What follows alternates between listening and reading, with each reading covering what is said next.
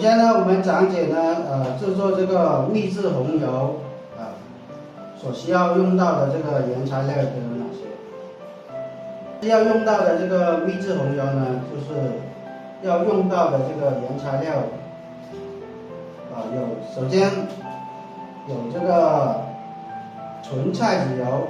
纯菜籽油呢，一般呢我们都是买这种罐装的，或者是这个在这个杂货店啊、超市买都可以的。再有一个呢，我们用到是有这个干辣椒较普通的这个子弹头辣椒。再有一个呢，就是这个爱金条辣椒。爱金条辣椒呢，产地呢比较多，四川啊、湖南啊，其他的都有的。所以说呢，这个就看着这个自己来选择就可以了。再一个呢，我们用到的是这个灯笼椒3种辣椒制作的。我们还用到呢有这个香料有这个八角，还有这个香叶草果。草果呢，我们要去籽还有一个呢就是甘草片，再有一个呢就是这个桂皮，还用到呢这个小茴香，再有一个呢就是红花椒，再有一个呢我们用到呢是这个鸡油鸡油就是用这个鸡的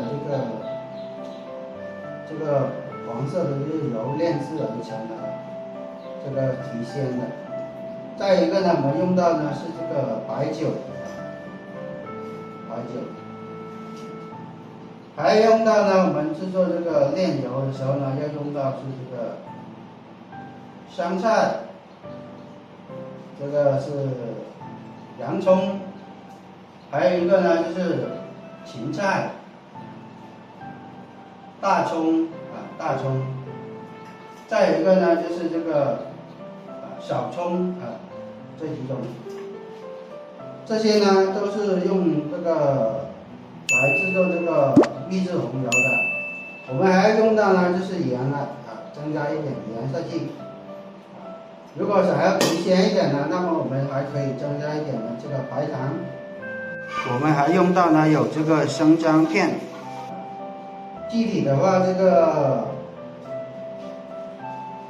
详细的这个配比我会在这个课件用文字的形式呢来标注给大家，呢参考学习。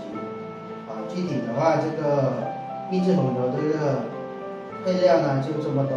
好，接下来我们做下一步操作。